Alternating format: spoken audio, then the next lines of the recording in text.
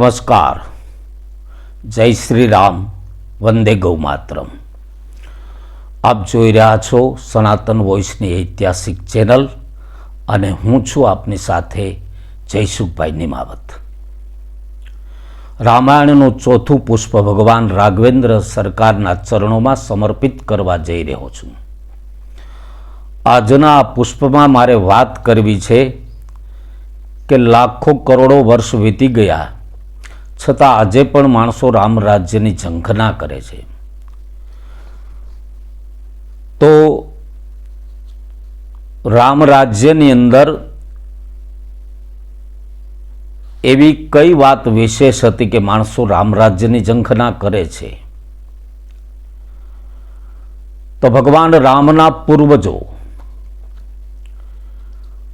દશરથ રાજા, અજ રાજા, દિલીપ રાજા, રઘુ રાજા, સગર રાજા, અંશુમાન રાજા, હરિશ્ચંદ્ર રાજા, ત્રિશંકુ રાજા, એ બધા રાજા ભગવાન રામના પૂર્વજો જ હતા. છતાં અને એ જ બધા અયોધ્યાના સમ્રાટ હતા. છતાં આખા સમસ્ત ભૂમંડળ ઉપર એક જ રાજ્ય એવું છે કે જે રાજ્યની સાથે એના શાસનકર્તાનું નામ જોડાયેલું હોય એવું એક જ શાસન છે રામ રાજ્ય. બાકી કોઈ રાજાનું નામ એના શાસન સાથે નથી જોડાયેલું સમસ્ત ભૂમંડળમાં. અને આજે પણ માણસો રામ રાજ્યની કલ્પના અને ઈચ્છા કરે છે. તો રામ રાજ્યની અંદર એવું શું હતું કે માણસો રામ રાજ્યની આજે પણ ઈચ્છા કરે છે?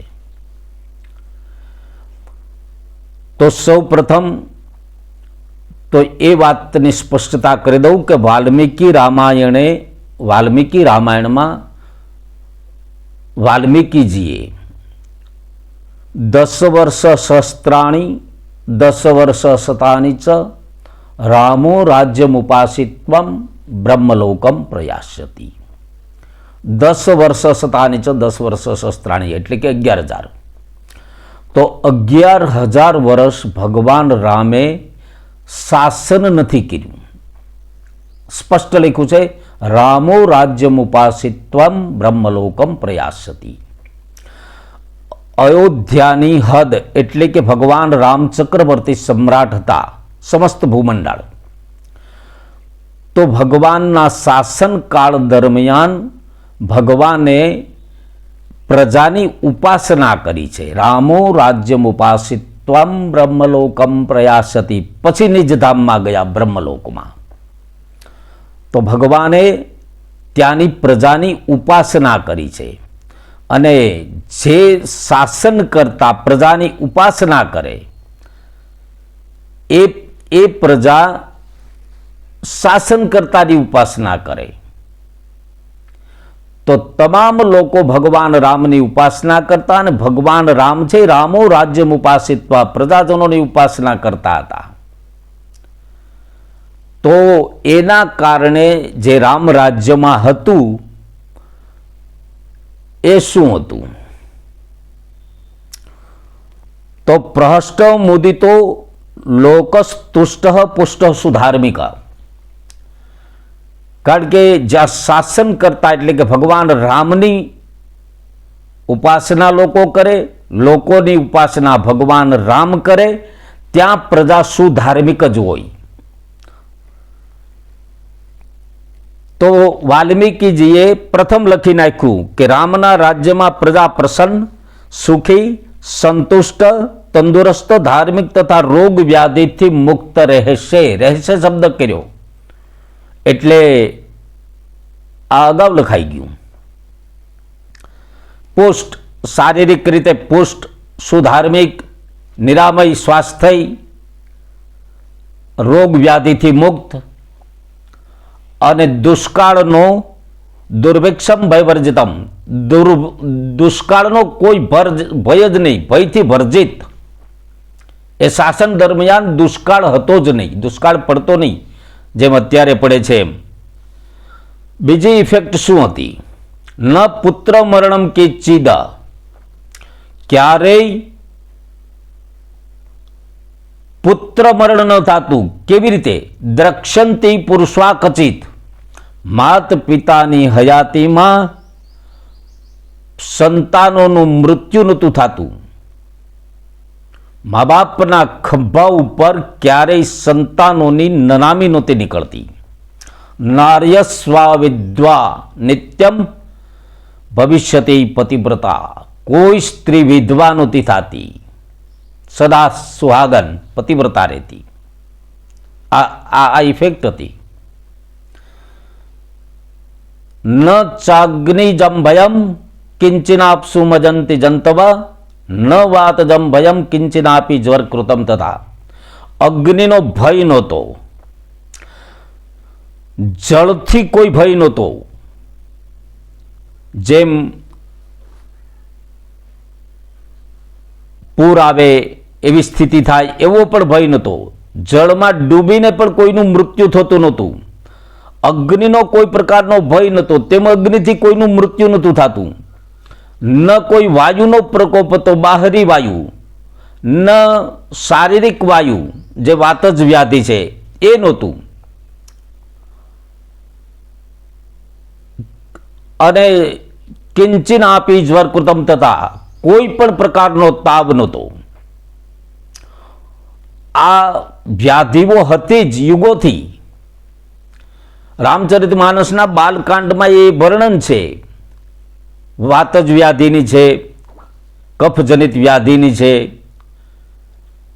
તો આ બધી વ્યાધિઓ હતી. જેમ અત્યારે જે તાવ છે, અલગ અલગ પ્રકારના નામ છે, તો એમાં એ બતાવેલું છે.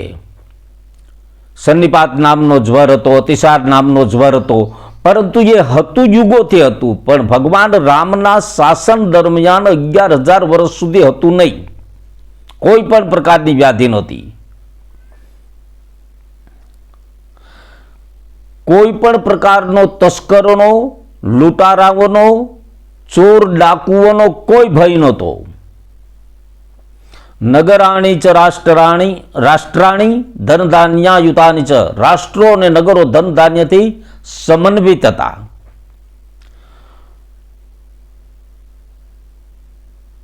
તો આ રામ રાજ્ય જ્યાં હોય ત્યાં આ વસ્તુ જોવા મળે.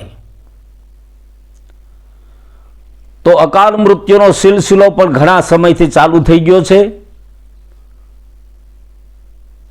અનેક પ્રકારના માણસોને વિચાર આવે, સુસાઇડ કરવાના જે વિચારો આવે છે, અગ્નિથી મૃત્યુ થતા હોય છે, જળમાં ડૂબીને મૃત્યુ થતા હોય છે અનેક પ્રકારના. તો ભગવાન રામના શાસન દરમિયાન આ પ્રકારની કોઈ સમસ્યા હતી નહીં. તો એ ન હોવાનું કારણ શું હતું? કે આવી કોઈ સમસ્યા ન થતી તો કારણ શું હતું? તો કે લોકો છે એ ભગવાનની ઉપાસના કરતા અને ભગવાન છે એ લોકોની ઉપાસના કરતા. તો અત્યારે પણ જે ભગવાનની ઉપાસના કરે છે ત્યાં આ વસ્તુ નથી.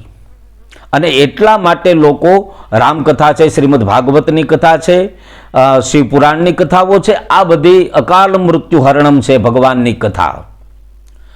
તો જેને આંગણે ભાગવત કથા થઈ જાય, જેને આંગણે રામકથા થઈ જાય, જેને આંગણે શિવકથા થઈ જાય, એને ત્યાં અકાલ મૃત્યુ થતું નથી. અને કદાચ એ કથાઓ થઈ હોય ને પછી અકાલ મૃત્યુ થતું હોય તો એ શ્રોતાઓ અથવા તો યજમાન પક્ષની કોઈ ત્રુટિ રહી ગઈ હોય તો એના કારણે સંભવ છે.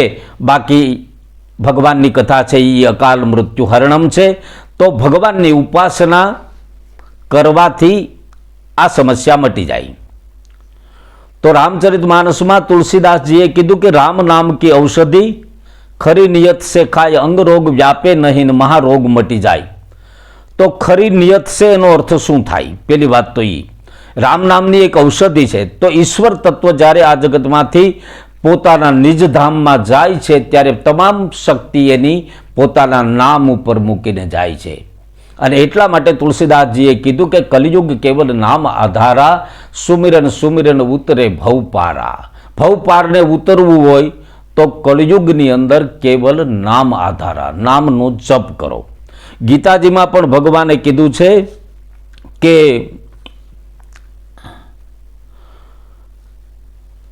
યજ્ઞાનામ જપ યજ્ઞોસ્મી, જપ યજ્ઞ હું છું. તો ભગવાનનો જપ યજ્ઞ કરો અને ભગવાનનો જપ યજ્ઞ યાને કે નામ જપ. તો આ જપ યજ્ઞ છે એ ભગવાન કૃષ્ણએ કીધું છે કે હું પોતે છું. યદ કિંચિત જગત સર્વે દ્રશ્યંતે શ્રુતોપી વા અંતર બહિસ્વ તત્સર્વ વ્યાપ્ય નારાયણ સ્થિત. નારાયણ એક જ છે, એક જ સ્વરૂપ છે. ચાહે કૃષ્ણ કહો, ચાહે શિવ કહો, ચાહે રામ કહો, ચાહે દેવી કહો. તો કલો ચંડી વિનાયકો, કળયુગની અંદર ચંડી એટલે કે દેવી અને ગણપતિજીની ઉપાસના અને કોઈ પણ દેવી દેવતાઓનું હરિસ્મરણ. તો નામ સ્મરણ કરવાથી આ પ્રકારની વ્યાધિ હોય તો મટી જાય છે. અને જ્યારે વશિષ્ઠ બાપજી ભગવાન રામજી, લક્ષ્મણજી, ભરત શત્રુઘ્નજી એમનું જ્યારે નામકરણ સંસ્કાર કરતા હતા ત્યારે દશરથ રાજાને એમણે કીધું કે હું આ મોટા પુત્રનું નામ રાખું છું. જો આનંદનો સિંધુ છે, આનંદનો દરિયો છે, જો આનંદ સિંધુ સુખ રાશિ શિખર તે ત્રૈલોક્ય સુપાસી, સો સુખધામ રામ અસનામા અખિલ લોકદાયક વિશ્રામા. ભગવાન વશિષ્ઠ બાપજી દશરથ મહારાજને એમ કહે છે કે આ તમારા મોટા પુત્રનું નામ હું રામ રાખું છું અને એનું નામ લેવા માત્રથી સંપૂર્ણ જગતને આનંદની અનુભૂતિ થશે. જો આનંદ સિંધુ સુખ રાશિ શિખર તે ત્રૈલોક્ય સુપાસી, સો સુખધામ રામ અસનામા અખિલ લોકદાયક વિશ્રામા. પરંતુ અત્યારે લોકોને રામ નામના જપમાં એટલો બધો વિશ્વાસ નથી બેસતો. યુગો યુગોથી ઋષિમુનિઓએ જે કીધું છે એ વસ્તુ માણસોના મગજમાં બેસતું નથી. તો રામ રાજ્યની જે મેં ઇફેક્ટ બતાવી છે તો ભગવાન રામે લોકોની 11,000 વર્ષ સુધી ઉપાસના કરી છે અને એટલા માટે લોકો આજની તારીખે રામ રાજ્ય માટે તરસે છે. હવે રામ રાજ્ય માટે જો તરસતા હોય તો આપણે બધા લોકોનું કાંઈ વિચારવાની જરૂરિયાત નથી. દરેક વ્યક્તિ પોતપોતાના ઘરમાં રામ રાજ્ય નિર્માણ કરી દે એટલે પોતપોતાનો પ્રશ્ન પૂર્ણ થઈ જાય. ન વાત જ વ્યાધિ, ન જ્વર તાવની કોઈ સમસ્યા, ન ક્ષુધાની કોઈ સમસ્યા, ન અગ્નિનો ભય, ન જળનો ભય, ન અકાલ મૃત્યુ. તો આ હતી ભગવાન રામની રાજ્યકાલીન વ્યવસ્થા અને રામ રાજ્યની જે ઇફેક્ટ હતી એ મેં રામાયણના આધારથી આપની સમક્ષ રાખવા માટેનો પ્રયત્ન કર્યો. ના તો હું કથાકાર છું, ન તો મારે કથાકાર બનવું છે, ભગવાન સાક્ષીએ કહું છું, અને ના તો મારી શૈલી કથાકાર જેવી છે. માત્ર મતિ અનુરૂપ હરિગુણ ગાવું.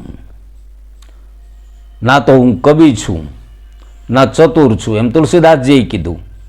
તો આપણે શું એમાં અભિમાન કરવાનું હોય કે હું કથાકાર છું કે હું ચતુર છું?